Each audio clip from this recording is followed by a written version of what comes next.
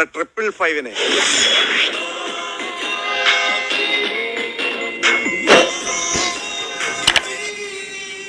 അവൻ പൂച്ചയെ പോലെ ഇരുട്ടത്ത് കണ്ണു കാണും. ഇടത്തുനിന്ന് ശബ്ദം കേൾക്കുമ്പോൾ ഇടത്തോട്ട് നോക്കും, അപ്പാടി വലത്തുനിന്ന് വരും.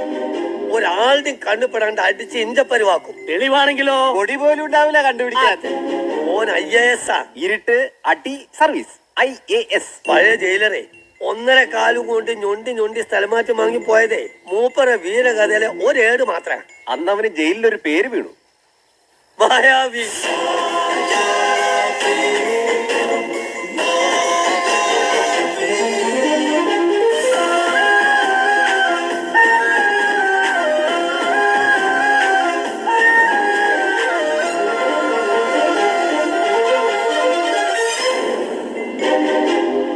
ചിരിക്കും. ഇപ്പൊ കണ്ണസ്രാഗിന്റെ പേര് കേട്ടാ ഏതവനൊന്ന് ചിരിക്കും. പണ്ട് കാലത്ത് സ്രാഗിനെ കണ്ട ശിവന്മാരൊക്കെ പെടുക്കുമായിരുന്നു. ഇപ്പോഴും ഏത് കൊലകൊമ്പനും പെടുക്കും.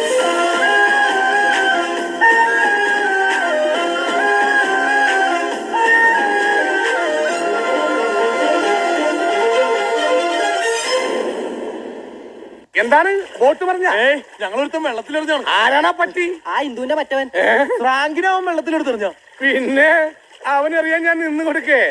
അതിനു മുമ്പേ ഞാൻ വെള്ളത്തിൽ ചാടി. നമ്മൾ ആരാ മോൻ? കാര്യം അങ്ങോട്ടല്ല ഫ്രാങ്കേ, അവനക്കറിയാ.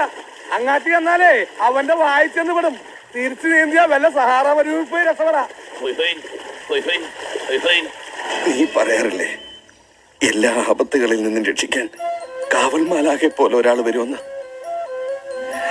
അതവനാ.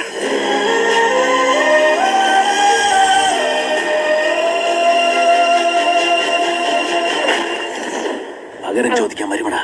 നീ എവിടെയാണെങ്കിലും ഏത് പാതാളത്തിലാണെങ്കിലും വരും. നീ ആരാണോ ചോദിച്ചത്?